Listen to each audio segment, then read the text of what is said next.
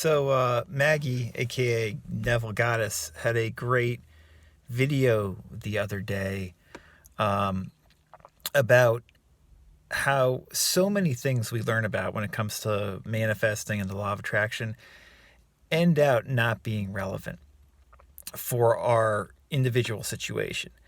And that what is relevant for our situation is often what we've relied on even before we got into the law of attraction and manifesting. You know, for instance, in her video, she was talking about the value for her of taking massive action and how it's very easy to get distracted and dissuaded from taking massive action if you follow some of these law of attraction teachings, even though in the back of your mind, you basically already know what works for you. So, that is a great video. I'll link to it up above or below. And it made me think of some instances in my own life and in my law of attraction experiences that seemed relevant as well, that I thought I would just quickly share with you guys. This is what it comes down to for me personally. And again, this is highly subjective. This is not like about taking massive action or doing something that I'm about to talk about. This is about what works for you, figuring out what works for you, recognizing what works best for you, and basically ignoring or minimizing the usage of everything else. I mentioned the 80-20 rule in a recent video, and the 80-20 rule is something that I'm just such a proponent of, and I've practiced that for so long that it's like second nature to me. But if it's not second nature to you, really think about the 80-20 rule. If you don't know what it is, just look at the Wikipedia page of it. Really think of the 80-20 rule when it comes to applying this advice. So for me, I found out about the law of attraction in like late 2013, early 2014, and then was exposed to Neville in early 2014. And Neville was really like what set things in motion for me. And to this day, I would say, even though there's been a lot of different, quote unquote, techniques and approaches I've tried and tested out, some very seriously, some just more to play around with. And even though some of those approaches and techniques I do to this day regularly, for instance, I have intentions or affirmations that I have a tendency to say or write down each and every day. And, the success indicator of W. Clement Stone, I do something like that pretty much every day. I don't spend a half an hour each day doing that. I have before, which is what Stone recommends. But techniques like that, I do regularly, okay?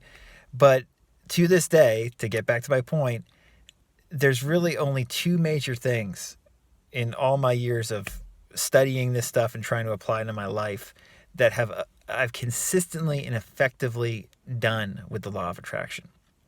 The first I learned directly from Neville, and that is assuming the state or assuming what you want to be. I don't like saying assume the state because I think too many people who are into Neville get obsessed with states and switch from one state to another, I think that's fucking bullshit. I'll probably make another video about that eventually. People are obsessed with states, States are just belief systems. They're not actual things, in my opinion. I know a ton of people disagree with that, but anyway, assuming something and then seeing it come into your life in some significant way. That's like the main thing that Neville, that affected me, that I, got from Neville after all these years of studying and applying his advice. And it affected me right away when I found out about it in 2014, and it affects me to this day. Now, when it comes to assuming something that you want to be, assume the person that you want to be, long term, none of his other specific techniques like, SATs or, revision or any of that stuff, none of that stuff I've ever done regularly. I've always felt that too boring and laborious to do regularly. All I've done is assume the best to the best of my capabilities.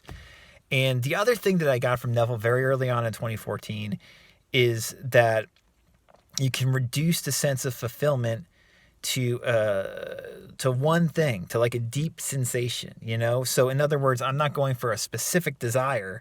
I'm going for that sense of fulfillment behind essentially all of my desires, which is very similar to what I always talk about on the podcast in regards to the absolute method, and the approach that H.M. Lee Cady is such a proponent of, what Emmett Fox calls golden key. All these things are basically the same. It's like reducing all of this stuff down to the single deepest thing. You could say God. You could say, I guess, the nature of the universe. You could use whatever language you want to use. And so that's really my practice, is just those two things. It's do my best to assume that I am being or becoming the person I want to be, and that the situation is going to work out in the best way possible. Assume that. And more from a daily practice standpoint, in terms of a technique, it's just connecting with God, or whatever word you want to use. When I vibe out or go to my quiet room, as Maxwell Maltz talks about it, and just try to go as deep as I can and connect with God. And, the other teacher besides Neville that really taught me practically how to do that well is Richard Dotz. Dotz, even though he's a modern teacher, in many ways was more helpful for me when I got into these principles in like 2014, 2015 than the older classic teachers. I didn't appreciate like what Joseph Murphy was saying about the absolute method until many years later. I more resonated with what Richard was saying about the magic feeling, which he describes in the book of the same name, and which he basically describes in all of his books, that approach. So that's the big picture stuff that's really profoundly affected my life with LOA. And again, that doesn't mean I don't do other techniques. I still have intentions that I look at pretty much every day. Coué is really the person who made me understand the psychology of all this stuff on a practical level much more than anybody else. But in terms of actual techniques that work for me, and I realized probably always worked for me, that I just wasn't aware that I was doing before I got into LOA, is assuming the best, assuming that you already have what you want in some way, and then connecting with that deep sense of already having it, of that fulfillment, of that joy, as often as possible. And in the very least, doing my best to connect with it by vibing out, just relaxing my body and seeing what comes up, and trying to connect with God, and doing that pretty much on a daily basis. I think this makes sense, what I just said.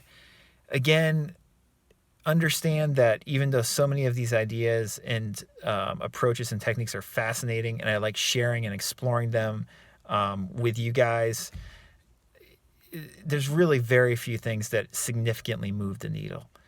And when you know what does move the needle, or if you already know what moves the needle, and most of you actually probably already do know what really moves the needle for you, really focus and spend most of your time doing that stuff, as opposed to playing around with just random techniques. That's the best way to do it. I've learned by my mistakes. I've spent a lot of time messing around with techniques that weren't necessarily, the most effective for me. And rely on your strong suits. What's most effective for you is usually the best thing to utilize.